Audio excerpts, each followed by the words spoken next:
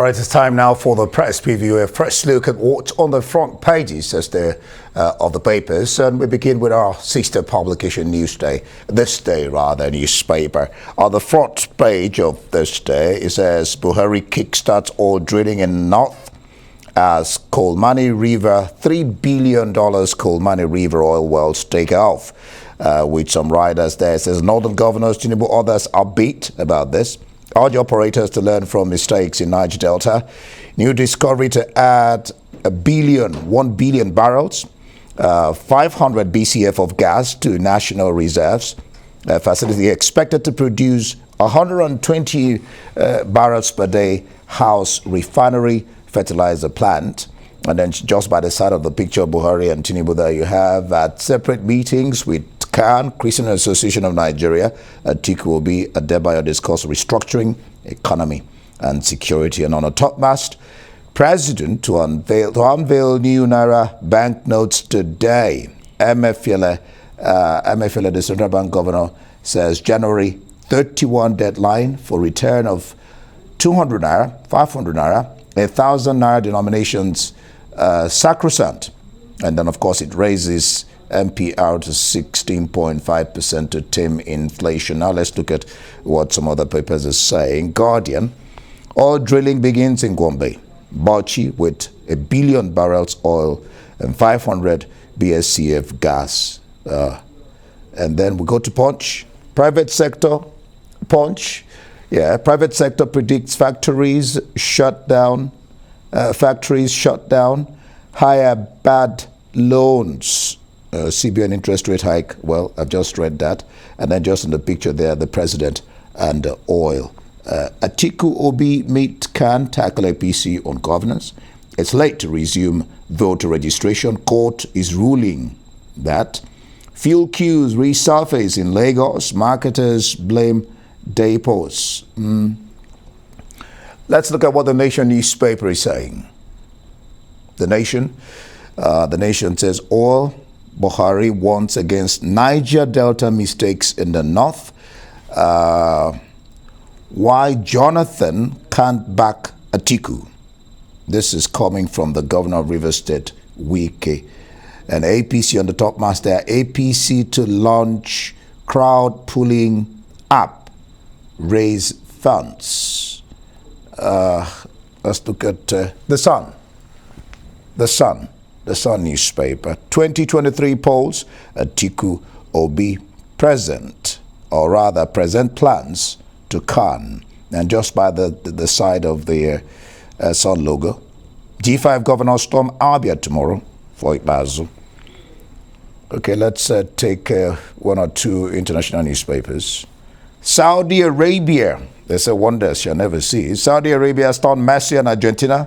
Argentina scored first in that match, but they came back and lost the match. The Guardian, yeah. Doctors warning poverty forcing sick people to keep going to work. That's in Britain. And of course, there's the story of Rishi Sunak in I newspaper. I'll just take that, and that will be it for the international papers. Rebels force Sunak to back down on housing. I have Emmanuel joining me here. Emmanuel Bello, glad to have you. Good morning to you. Good morning. All right, let's look at this day. Buhari kicks off oil drilling in North as $3 billion Kolmani River oil wells take off, and he's warning them to be wary of the experiences in Niger Delta. And of course, on the top mast, President to unveil new Naira banknotes today. Mano. Yeah, it's a loaded day, but the story of this, what happened yesterday, the Kolmani, launch. I think it's huge. It's good news for the oil sector. But of course, the warning, that clear warning that I think one of the papers led with, the warning that look, we shouldn't repeat the North shouldn't repeat the mistake of the Niger Delta. It's one thing to explore oil in the North.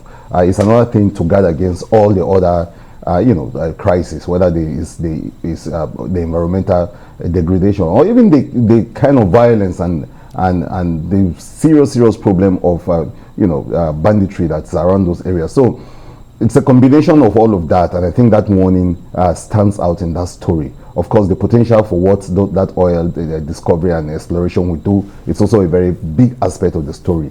It's the fact that it's going to lead to some kind of stability.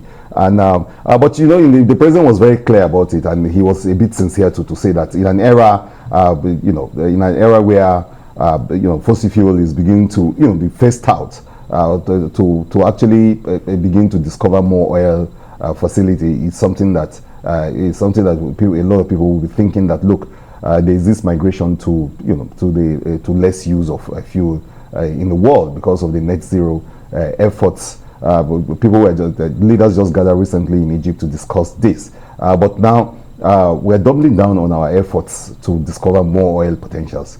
And if you benchmark this against the thinking in some places that, look, we're already even running out of oil in the places in the Niger Delta, and we're discovering it has all sort of ramifications and a lot of permutation around it. But for now, it's good news to the north. The north is supposed to be the bastion for agriculture, food production, and all of that. Discovering oil looks like an additional blessing. But it's a traditional zone for food production, for agriculture, for solid minerals, and for all of that. I hope the region does not forget that traditional role and begin to do what oil did to us. Indy, you agree that a lot of people say that the oil boom eventually became black gold. Yes, black gold. Yeah, but at the end of the day, let us forget agriculture. Yes, we forgot agriculture, and those are the kind of dangers. The kind of dangers that I think those warnings came in accurately. Well, yeah, you are discovering oil, you are going to exploit it. It has all the potential for economic growth and everything, but you should also know the dangers of neglect of the other sectors on one hand. And the president was able to use it as an opportunity to beat his chest and say, this is historic, it's the first time it's happening, you have to give it to him, that he did it in his regime and its own time. And he's saying that, look, there's been this effort in the past, but under me, it's been actualized, and that he's going to chalk that down in this electoral season, this presidential electoral season. Tinubu already was taking advantage of it and saying that this happened under the APC and all of that. Well, you talked about fossil fuel. The president told the world, it's the West that will be talking like that usually, and told the world, look, if you've got to get us off this, you are the people causing climate emissions and all emissions. Yeah. So you're going to pay us. And Tinubu said, yeah, what the president said was correct. The West, you know that. You talked about oil, Buhari warning against Niger Delta mistakes in the north. It was the Nation talking about it. And I'm on the Nation newspaper. APC to launch crowd pulling app and raise funds. And then why Jonathan can back Atiku by week. A PDP candidate humiliated an ex-president in 2015. I wonder why Jonathan went back at Atiku. Wike is saying that anyway, because Wike and the G5, they're apparently not backing Atiku. Yeah, they're not, and then they are also, trying to also again tell him that, look, it's 2 days or 3 days ago there were these beautiful pictures of Atiku standing with the ex-president Jonathan. Nobody knows exactly where Jonathan is going to. He's been meeting every one of them as they're all doing. But Wike is now saying that, look, if you think you are going to get some kind of support from homeboy Jonathan, from the South Side, forget it. And then he points out to all that has happened in history. But of course, Wike should realize that politicians don't deal like that. Your enemy yesterday can be your friend today. That's how politics run, and they call it no permanent friend. It's about interest. Yeah, it's about interest. So at Wike, we have to deal with that, because there are people who probably will forget whatever happened in 2015 or way back. To begin to think of new alliances. That is how politicians roll. And of course, the APC launching the app that is going to pull more crowd. Well, it's just to tell you how technology is fusing into the various things that we're trying to do in this election season, with many campaigns trying to see what technology can best attract the crowd or can best reach the people with their message, creating platform to sell their ideas, because this election is going to actually be about that, the crowd, who are able to attract, who are able to, who are the people that are going to buy into your ideas. Numbers. And that is why you can see various candidates, various campaigns doing everything in their power to reach out to people, talk to them directly, say, look, we're the best, because there are so many options to open to Nigerians. And the elections are going to be transparent, as INEC is saying. it's going to be the technology kind of based election. So these numbers will count, and that is why campaigns are looking for apps or are looking for platforms, looking for opportunities to sell themselves, sell their ideas, sell their programs, and attract Nigerians to their side and say, vote for us or vote for me, we can do the difference. And they're doing that across the land, trying to pull the crowd, trying to talk to people, trying to actually talk about ideas, about the big solutions that we all are looking for. All right, let's look at the Daily Sun, and then we'll take one international newspaper. Daily Sun says G5 governors storm Abia tomorrow for Ikpeazu. That's the governor of Abia State. PDP told to discipline unruly governors. One wonders really about the question of anti-party activities. Then 2023 polls, Atiku, Obi, present plans to Christian Association of Nigeria, CAN.